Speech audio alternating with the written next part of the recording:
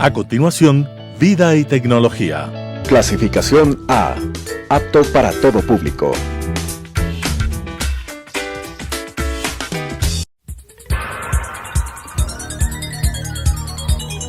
Las opiniones vertidas en este espacio por la producción y dirección del programa son de exclusiva responsabilidad de sus autores y de quienes intervienen en ellos. Telesucesos Canal 29 UHF presenta Vida y Tecnología, descifrando los códigos que marcan la vida moderna, con la conducción de Paulina Paredes. Vida y Tecnología. Hola amigos, gracias por acompañarnos nuevamente en Vida y Tecnología. Queremos comentar algunos de los temas que a ustedes nos han rondado la cabeza y ustedes nos han sugerido también a nosotros, y por eso les pedimos que sigan comunicándose con nuestro canal Telesucesos.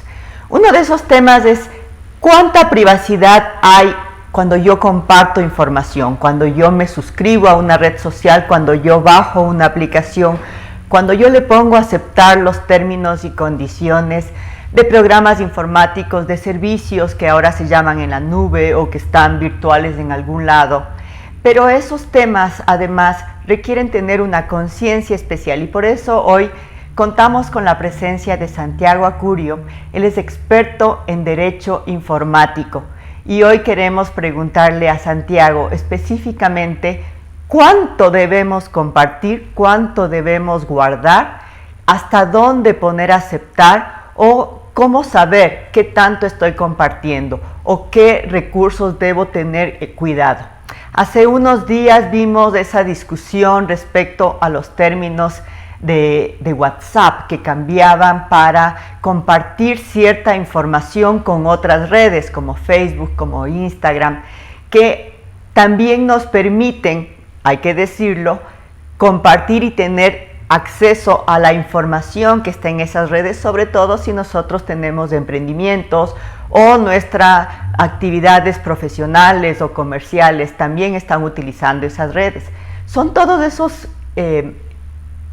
argumentos que, por un lado, las empresas de comunicación y tecnología te dicen, sí, esto es para mejorar también tu acceso, pero tenemos que pensar como usuarios hasta dónde voy a llegar. Y muchas personas se preguntaban, ¿debo dejar de usar WhatsApp? Se cambiaron a Telegram, a Signal de una manera abrumadora, pero ¿cuánto de eso ya estamos compartiendo? Comenzando porque cuando uno tiene la aplicación de Telegram, por ejemplo, que es una de las que más se descargaron en Ecuador, cuando alguien se descargaba, aparecía el mensaje de que fulanito de tal o fulanita de tal ya tiene Telegram. ¿Qué tan privado es eso? Entonces, si alguien ya está poniéndole, que yo no quería decirle a todo el mundo, pero ya está. Hay algunos usuarios que ya estábamos usando también esa red porque tiene ciertas características que son interesantes. Pero bueno, vamos a hablar de privacidad de la información. Santiago, bienvenido y muchísimas gracias por acompañarnos. Gracias por la invitación. Entonces, aquí lo que uno tiene que tomar en cuenta es necesariamente, si me permite, no sé si puedo compartir la pantalla para que ustedes puedan ver una presentación para que vean gráficamente cuántos datos nosotros compartimos y en qué aplicaciones. Ok. Es lo que sería para que lo puedan ustedes observar, si me permiten. Porque a veces no nos percatamos todos los datos que compartimos, ¿cierto? O sea, sí, básicamente lo que pasa es que a veces no mucha gente se pone a revisar los términos y condiciones de uso de un servicio. Entonces, como es un servicio que se tiene, en este caso un servicio de sociedad de la información, se tiene un proveedor de servicios, ese proveedor de servicios tiene un acuerdo o términos, que es básicamente lo que se conoce en la forma jurídica, es un contrato de adhesión, porque nosotros no discutimos nada con el proveedor, simplemente lo que hacemos es aceptar sus condiciones si queremos usar el servicio. Entonces, en ese sentido, ahí se ponen ciertas cláusulas, ciertas cosas que permiten, en este caso el proveedor de servicios, usar ciertos datos, ¿no es cierto?, ciertos datos personales para, en este caso, nosotros poder acceder a ese servicio, como en este caso el servicio de mensajería instantánea.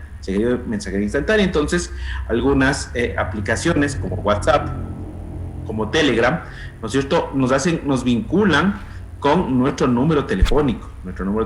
Entonces, nuestro número telefónico está grabado en nuestro teléfono, y el momento de que nosotros en nuestra lista de contactos tenemos los teléfonos de nuestros contactos, si ellos tienen WhatsApp, automáticamente aparecerán en el WhatsApp si nosotros tenemos esa aplicación. Si nosotros tenemos la aplicación, en este caso de Telegram, como tú bien dices, puede aparecer en este caso tal persona se ha unido a Telegram.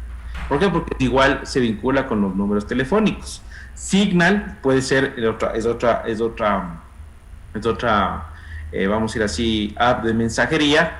Puede ser por el número telefónico, puedes tener otra vinculación, o sea, puedes tener otra vinculación, no necesariamente el número telefónico, o sea, son formas de validar. Entonces ya son un empiezo de los datos personales que uno puede, en este caso, que todavía no me permiten compartir pantalla. Entonces, de lo que se tiene, ¿no es cierto? Por ejemplo, Facebook, de la colección de datos personales, ellos permiten o se recolecta el 70.59% de datos personales.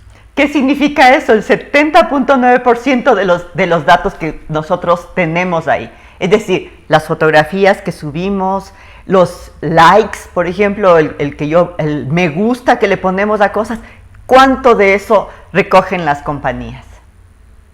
Ya, es que si me pueden, o sea, como te digo, si me pueden permitir compartir la pantalla para que puedan ver ahí. Ya están viendo técnicamente cómo lo hacen. Tennos paciencia. Sí. Ya, déjame ver, ya está ahí. Todavía no. Dice Disable Password Screenshotting. Todavía no me dan la posibilidad.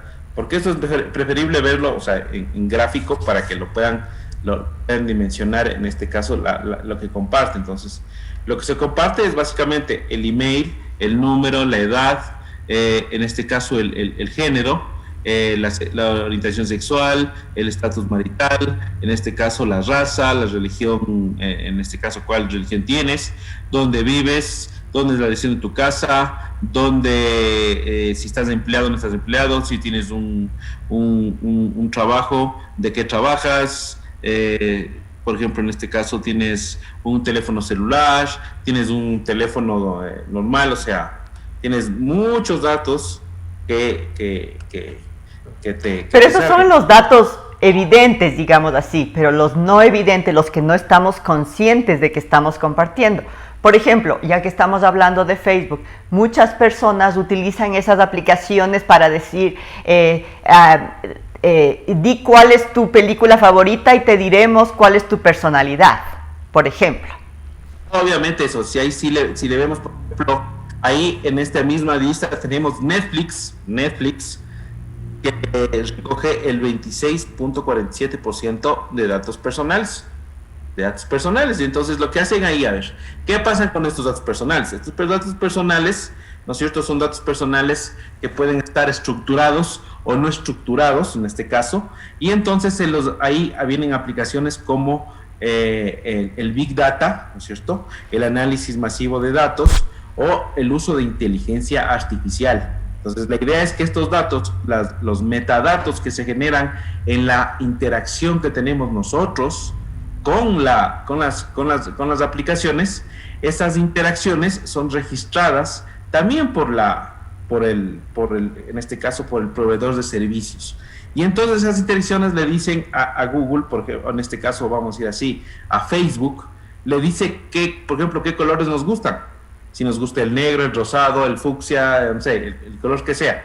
Entonces, esa información sumada a nuestra edad, sumada a dónde trabajamos, sumada a lo que hacemos, entonces va generando un perfil más completo de las personas. O sea, tenemos en este caso una personalidad, vamos a decir, física en el mundo no físico, pero también tenemos una personalidad digital en el ciberespacio. Entonces, esa personalidad digital, estos datos nos permiten hacer campañas de marketing más directas y especializadas. Entonces, ya no necesitas preguntar a mucha gente, sino simplemente saber sus preferencias, saber lo que hace, saber en qué sitios está y mandar una publicidad ya más dirigida. Eso es más o menos lo que pasó con el caso de Cambridge Analytica. No sé si recuerdan ustedes que esto pasó ahí hace tiempo, hace más o menos unos 2 años, cuando esta empresa británica hizo unas encuestas supuestamente que iban a hacer sobre un estudio psicológico, y ese estudio psicológico se terminó filtrando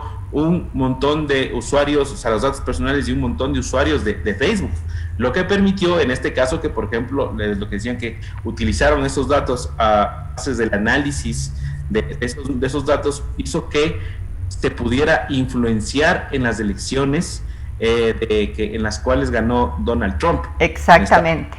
¿Por qué? Porque se empezó a generar publicidad en este caso de tipo político a ciertos grupos, en este caso a ciertos grupos específicos de la población, en base a esos datos personales compartidos con Facebook.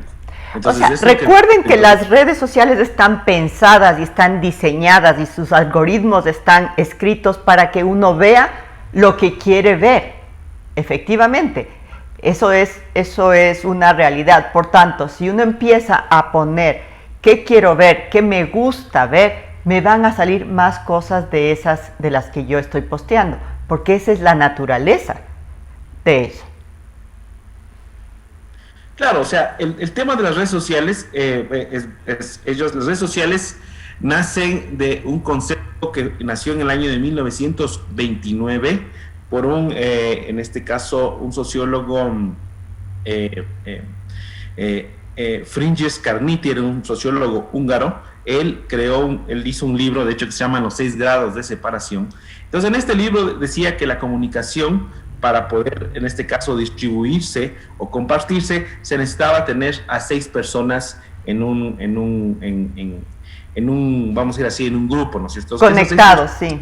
Daban ese efecto multiplicador. Entonces, Francis Carniti, en el año 29, ya tenía esta idea, justamente, esto es en el siglo pasado, pero esta idea de los 6 grados de comunicación luego fue, vamos a decir así, puesta a prueba por el sociólogo Duncan Watts en el año 2000. Entonces él hizo un experimento social y comprobó en este caso la teoría de Carniti, y con eso empezaron las llamadas redes sociales. Empezaron a ver las llamadas redes sociales. Entonces, claro, las redes sociales son un tema de compartir, ¿no es cierto? Uno se une, son redes temáticas a las cuales uno se une para tener interacción con usuarios que tienen los mismos gustos, que tienen las mismas afinidades, por ejemplo, los compañeros de colegio, los compañeros de la universidad, a los que les gusta el tema, por ejemplo, temas culturales, artistas y ese tipo de cosas. Entonces, esos son los grados de afinidad. Entonces, ahí uno empieza a crear círculos con sus amistades, con los amigos más cercanos, con los familiares, y toda esa interacción que se hace, ¿no es cierto?, empieza a generar grandes cantidades de datos, de información. Entonces, la información es justamente, como yo le puse en mi artículo, si el producto es gratis o el servicio es gratis, el producto somos nosotros. ¿Por qué? Porque somos nuestros datos personales. Ese es un detalle muy importante que hay que considerar. Primero, que el concepto de gratuidad no existe. Entonces, no. ¿Qué es lo que estoy compartiendo yo que a alguien más le hace que tenga un negocio? Evidentemente, todas estas aplicaciones, todas estas funcionalidades, todos los buscadores tienen un negocio detrás que les permite además desarrollarse y poner nuevas funcionalidades. Es evidente, no estamos en contra de eso, pero sí de la conciencia que debemos tener. Muchos están pensando únicamente en privacidad de la información cuando hablamos de redes sociales, pero resulta que no es el único espacio donde compartimos información. Es decir, cuando uno hace una búsqueda en un navegador, vamos a ponerle el caso de Google, si yo estoy poniendo noticias de Ecuador, eso empieza a generar una información detrás de lo que yo estoy buscando. Y eso ya son esos metadatos que tú nos estabas mencionando, efectivamente. Claro, o sea, la cosa es que todo lo que hacemos, por ejemplo, en este caso como Google, como bien lo dices, registra nuestra actividad. Registra nuestra actividad, y entonces este tipo de de situaciones, por ejemplo, nos dice todo lo que hemos visto o lo que hemos buscado. Ellos tienen guardado todo nuestro perfil de búsquedas. Entonces, también tienen en este caso lo que se llama la aplicación de una web semántica, porque uno, por ejemplo, a veces escribe mal una palabra y Google te responde, no quiso decir tal cosa, o está buscando esto. Entonces ya hace esas inferencias, básicamente por lo que nosotros ponemos en el buscador, ¿no es cierto? O sea, todas estas grandes compañías de tecnología lo que hacen es recoger nuestros datos. Lo que pasa es que algunos nos dicen de frente para qué van a hacer con los datos y otros no nos dicen qué van a hacer con los datos, ¿no es cierto? Entonces ahí viene un tema de la transparencia en la recolección de datos personales, viene el destino y uso de los datos personales, viene con quién nomás van a compartir esos datos personales. Entonces, claro, todo ese tipo de situaciones, si nosotros revisamos, estos términos y condiciones que aparecieron el 4 de enero de WhatsApp no se aplican, por ejemplo, a Europa. ¿Ya? No se aplican ni a Europa ni a Gran Bretaña. ¿Por qué? Porque en Europa y Gran Bretaña ellos porque tienen una normativa súper fuerte. Europeo de datos personales. Entonces, te cuenta, allá, como ellos no quieren tener problemas con Europa, entonces estas condiciones de uso no se aplican allá. ¿Por qué? Porque el reglamento de datos personales es muy estricto, ¿no es cierto?, con los datos personales de las personas, en este caso, que viven en Europa. Entonces, el marco legal, el marco jurídico, hace que justamente las empresas, estas grandes tecnológicas, se frenen en esos temas. Aquí en el Ecuador está en discusión la ley de protección de datos personales. Eso Todavía te no iba a está. decir, eso lleva bastante tiempo en la Asamblea y a nadie le parece relevante, pero estamos viendo que está llegando a interferir en nuestra vida cotidiana.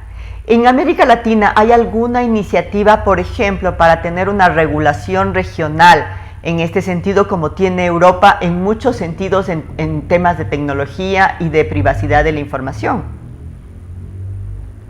Sí, o sea, en América Latina la idea es que se adopte el estándar básicamente europeo sobre protecciones personales, que ellos ya tienen como 30 años en este tema, entonces ellos ya tienen bastante, vamos a decir, recorrido. Entonces lo que quieren es ellos básicamente que se apliquen ciertos principios básicos que tienen las protecciones personales, como son, por ejemplo, la aplicación de lo que se llaman los derechos ARCO, que son los derechos de acceso, de cancelación, de suspensión, ¿no sé? Entonces, este tipo de cosas que nos permitiría a nosotros tener por lo menos mejor control de nuestros datos personales. Entonces, como digo, esa ley está todavía en la Asamblea. Esperemos que este año, no sé si sea esta la Asamblea que está terminando o la nueva Asamblea, ya pueda en este caso implementar, porque por todos estos problemas que ha pasado, WhatsApp, que lo iba a hacer efectivo en febrero 8, ahora ha demorado la aplicación de esta política de los términos y condiciones hasta mayo de este año. Entonces ahí se ve, por ejemplo, la presión de los usuarios, de todas las personas que se vieron en este caso, o sea, que revisaron el contenido y que dijeron, bueno, aquí qué pasa, qué van a hacer con mis datos personales, ¿no es cierto? Si tú revisas esta presentación que yo tenía, entonces, por ejemplo, WhatsApp está en el puesto 45. Entonces WhatsApp comparte o recolecta el 11.76% de datos personales. O sea, no es el que más datos recoge de nuestra interacción. Por ejemplo, claro, aplicaciones como las de conducción, es decir, las que cuando usamos un transporte a través de aplicaciones, esa también es información que está ahí recolectándose. Lo que se hace con los GPS, o sea, cuando tú pides comida, cuando tú pides, en este caso, un Uber, uses alguna otra aplicación eso se genera en este caso a través de tu posición del GPS. Entonces recogen dónde vives, a dónde vas, cuáles son los lugares que más frecuentas. O sea, nos tienen básicamente, sin que ustedes lo noten, nos tienen mapeados, nos tienen ubicados. Y entonces, claro, el tema es que esos datos personales son solamente entregados para el servicio que nos prestan. O sea, por ejemplo, si nos quieren traer comida, ¿no es cierto?, el Uber, el Globo, esos datos son para eso. Pero entonces, ¿qué pasa cuando esas empresas empiezan a vender esos datos a terceras personas. O sea, esos metadatos de actividad a terceras personas. Entonces eso puede ser un negocio, porque recordemos que tanto WhatsApp, Telegram y Signal, que son las que más, estas apps de mensajería, esas apps de mensajería no tienen, en este caso, no generan ingresos. No generan ingresos. Ellos no generan ingresos. WhatsApp, en teoría. Facebook. O sea, Facebook es la que apoya y paga la infraestructura de WhatsApp. En este caso, Telegram, que pertenece a Pavel Durov, que es el creador de Telegram. Pavel Durov es un millonario en Rusia, y entonces él a través de su trabajo y sus cosas mantiene Telegram. Dice que en un futuro va a haber alguna cuestión para monetizar los ingresos de Telegram. Y Signal es apoyado en este caso por donaciones en Estados Unidos. Signal de hecho es creado por uno de los ex asesores de seguridad nacional de Estados Unidos, y recibe, por ejemplo, de lo que dicen ahí, por ejemplo, que recibe ellos financiamiento de la CIA, ¿no? De la Central de Inteligencia Americana. Entonces son cosas que sí. Entonces, claro, como digo, si es que el servicio es gratuito, uno es el producto. Entonces ahora el tema es, una cosa es el tema de los metadatos y otra muy distinta es la privacidad de las comunicaciones. Pero Santiago, ¿qué tan privados podemos ser y hasta dónde podemos vivir aislados? Esto para cerrar esta conversación en el que ha estado tan interesante precisamente para entender cómo funcionan estas aplicaciones. Ya, bueno, ¿qué tan privados? O sea, el WhatsApp hace un cifrado extremo a extremo. Es decir, que el mensaje que yo le envío a usted no va a poder leerlo nadie. Sí, no se lo puede leer. Ellos no lo pueden leer porque simplemente lo que hacen es, eso se cifra con una clave en el usuario que emite la comunicación o en el que recibe la comunicación, y solo ellos lo pueden abrir. Ya, en el caso de Telegram utilizan el mismo procedimiento, pero en este caso ellos utilizan dos sistemas de seguridad. El descifrado de punto a punto, que es cuando tienes una conversación secreta, o sea, un chat secreto, y el otro que no tiene esa situación. Claro, por ejemplo, esa es una de las críticas que se le hace a Telegram, pero Telegram ha dicho que algún rato ellos ofrecieron una recompensa a ver quién le puede romper este sistema de comunicación que tiene Telegram, y hasta ahora no ha pasado. Todos estos servicios tienen sus pros y sus contras. Como usuarios lo que tenemos que hacer es fijarnos, estar conscientes. Sí. ¿Qué otra cosa debemos pensar, Santiago, para cerrar y agradecerte esta presentación? Uno tiene que evaluar básicamente qué va a hacer con estas aplicaciones de mensajería, ¿no es cierto? Entonces ahí uno tiene que evaluar a veces por la conversación, vas a conversar temas un poco complicados, temas de tipo profesional, entonces tienes que tener un nivel de secretismo. Entonces las aplicaciones tú las puedes utilizar dependiendo de eso. Entonces ahí puedes usar, en vez de usar WhatsApp, tener una cuenta de Signal, que es mucho más seguro, ¿no es cierto? Privada, digamos así. Otra app de aplicaciones de mensajería, que vuelta no es gratis, o sea, es pagada, que se llama Trema, pero que según los especialistas en seguridad, esa es una de las más seguras, porque no necesariamente ahí puedes tener un número de teléfono celular. Puedes iniciar desde cualquier forma, o sea, ellos te dicen varias formas para crearte un usuario en este sistema, pero claro, esa es una app de pago. Entonces a veces no mucha gente está dispuesta a pagar. Pero entonces... Se nos acabó el tiempo, Santiago, y este tema nos da para un montón de otros subtemas, y queremos agradecerles a Santiago por acompañarnos y a ustedes también por estar con nosotros en estos paneles de discusión respecto a hasta dónde debemos llegar al utilizar tecnología. Esto es Vida y Tecnología, y les esperamos en una próxima oportunidad. Muchísimas gracias a ustedes.